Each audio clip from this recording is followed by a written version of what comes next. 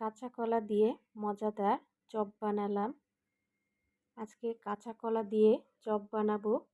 এখানে 3টে কাঁচা কলা নিয়েছি আর একটা ডিম নিয়েছি। তো খুব সহজেই এই চপটা বাসায় বানানো যায় আর খেতেও অনেক সুস্বাদু হয়। কলাটা আমি মাঝখান দিয়ে কেটে 2 টুকরা করে নিচ্ছি। এবারে আমি সিদ্ধ করে নিব একটু হলুদ দিয়ে, পানি দিয়ে। ডিম এবং কাঁচা কলা সিদ্ধ করে নিব। তো ডিম আর কাঁচা কলা সিদ্ধ করা হয়ে গিয়েছে। এবারে আমি খোসা ছাড়িয়ে নিচ্ছি। এভাবে যদি চপ বানিয়ে দেন, ছোট বড় সবাই খেয়ে প্রশংসা করবে। আর খুব সুস্বাদু এবং পুষ্টিকর কাঁচা কলা। এবারে আমি কলা এবং ডিম ভালো করে ম্যাশ করে নিব।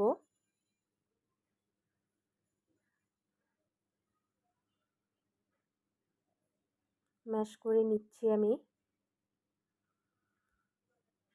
ম্যাশ করা হয়ে গেলে এবারে আমি দিয়ে দিব 1 চা চামচ পরিমাণে রসুন বাটা, আদা বাটা, পেঁয়াজ বাটা, জিরের গুঁড়ো, হলুদের গুঁড়ো, ধনিয়ার গুঁড়ো, চিলি ফ্লেক্স দিয়ে দিচ্ছি, চাট মশলা।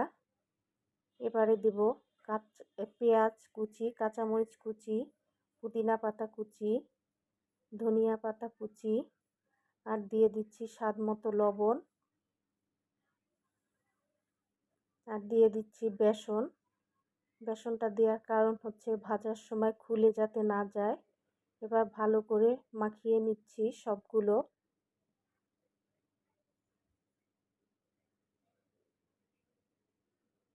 মাখিয়ে নিচ্ছি আমি ভালো করে, সুন্দর করে।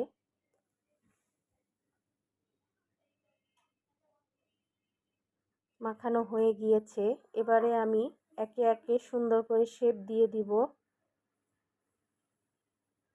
সবগুলো এভাবে সুন্দর করে গোল গোল করে শেপ বানিয়ে নিব চপের আকৃতি দিয়ে।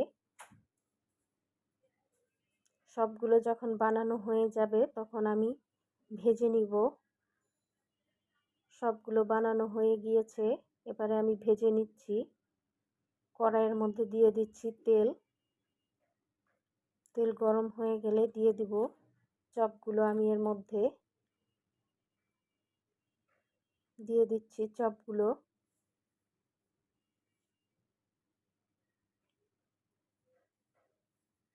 এক পাশ ভাজা হয়ে গেলে আমি উল্টে দিব।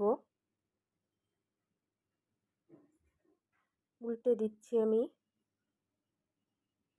আর খুব জোরে জাল দিয়ে ভাজা যাবে না, তাহলে পুড়ে যাবে। মাঝারি আঁচে ভেজে নিতে হবে। ভাজা হয়ে গিয়েছে। এবারে নামিয়ে নিচ্ছি। সবগুলো চপ আমি একে একে ভেজে নিব। সবগুলো ভাজা হয়ে গিয়েছে। তো কেমন লাগলো আজকে আপনাদের কাছে আজকের এই রেসিপিটি অবশ্যই জানাবেন।